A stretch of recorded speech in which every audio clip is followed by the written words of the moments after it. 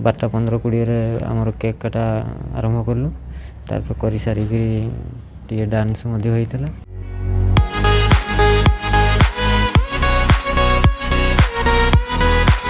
से दिन राति रे मु डाक्तराणी मैडम को सहित डांस करिछि किंतु ता आगरु मु मना करिथिली जे मेडिकल रे आमे एभली पार्टी करिबा नाही किंतु मैडम मो ऊपर रागी जाइथिले आ कहिथिले तुमे काहे के एमिति कहउछ पार्टी हबो आ तापरे मु जाई केक आनिथिली आ राति रे आमे केक काटिलु सेते बेलको पाखापाखी समय 11टा पर होई गलानी आमे केक काटिलु तापरे समस्त मिसी डांस करिलु से भीतर मैडम मध्य मझिरे झुमुथिले को कहलो सर मैडम गोटे साढ़े गोटे हो गलानी आमे जे जा रूम को पळेबा बहुत राति गलानी तापर मैडम पळे ताको रूम को गले आमे हम रूम को जाई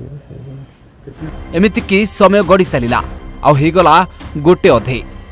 आ सेते बेलको मु मैडम को कहली मैडम एथर आमे जे जा घर को जाउछु आ तापरे मैडम मध्य चली जाइथिले निज रूम को किंतु निज रूम भितरु सकाळ को देखिला बेलको मैडम कर मृतदेह मिलितला। हां आज्ञा ए होउचंती से मेडिकल रे कार्यरत जने कर्मी जे कि से दिन मैडम को सहित पार्टी रे शामिल थिले आ ए डांस आपण देखि पारुथिबे ए डांस मध्ये रे ए सहकर्मी जनक मध्ये डांस करूछंती तबे डांस करूथिबा समय हेउची पाखापाखी 12टा परर दृश्य जेतबळे केक काटिथिले आ केक काटिला परे डांस करिथिले आ तापर परे मैडम चली जाइथिले निज रूम को आ एपटे सहकर्मी माने चली जाइथिले निज निज घर को तबे सबुठारु बड़ कथा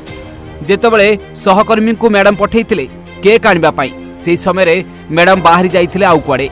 ते मैडम जाइथिले कुआडे कारण मैडम कर मृत्यु परे जो प्रेमिकर प्रतारणा कथा उठुची हुए तो कुआडे सेही प्रेमिक को देखा करबा को जाइथिले कि मैडम ताले घटना एमिति कोन होइतला जे राति रे सोइले दिन बेल को देखिला बेल को तांको मृतदेह मिलुची। तबे डाक्टर शुभश्री डिसेंबर 20 तारिख रे थाना रे अभियोग करथिले थाना रे अभियोग देइथिले जे प्रेमिक किभली तांको सहित शारीरिक संपर्क रखिला विवाहर प्रतिश्रुति मध्य देइथिला किंतु बाहा हेबा को ना धरिलानी आ कहिला मु तुमको छाड़ी देबी आ तापरे एभली प्रतारणा को सही न पारी डाक्टर शुभश्री जाइथिले थाना रे अभियोग करबाको आ तापर समय रे आसीथिला डिसेंबर 31 तारिख जो दिन राति रे जीरो नाइट पाळीबार थिला आ से दिन केक कटा जाइथिला आ ई सहकर्मी मानकु नै केक मध्य कटा जाइथिला आ तापर परे एभली किछि सहकर्मी मानक सहित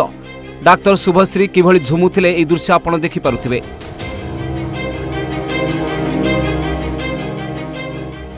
किंतु अजब घटना सेतबळे घटी जाए जेतबळे सकाळ हुए कबाट बाडेले कबाट खोलंतरी शुभश्री मैडम तापर जना पड़े ताको मृतदेह बेड रे पड़िछि जाहाको देखि समस्त आश्चर्य हो जांती आ तापर परे एबे घने आसुची गोटिए कथा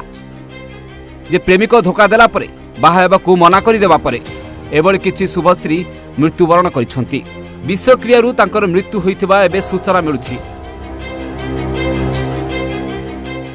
एबे जबत विष बोतल फॉरेंसिक लैब को पठा जाइछि से दिन राति रे पार्टी सरिला परे राति रे कुआडे विषपान करी सोई जाइथिले डाक्टर शुभश्री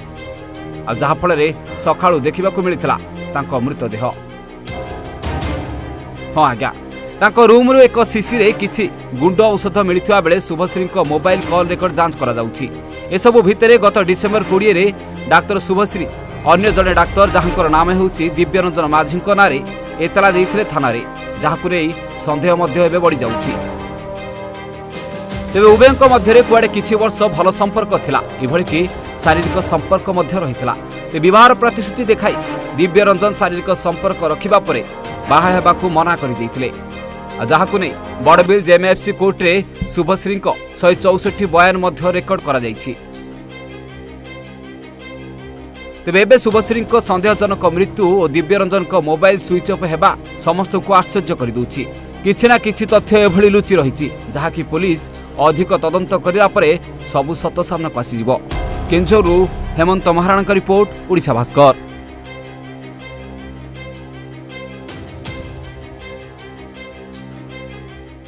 स्वास्थ्य ही संपद आमे सुस्थ सबल और सतेज जीवन जीवा को भल पाऊ। आपणकर रही कि स्वास्थ्यगत समस्या अनुभव करुछंती कि रोग को नहीं किछि असुविधा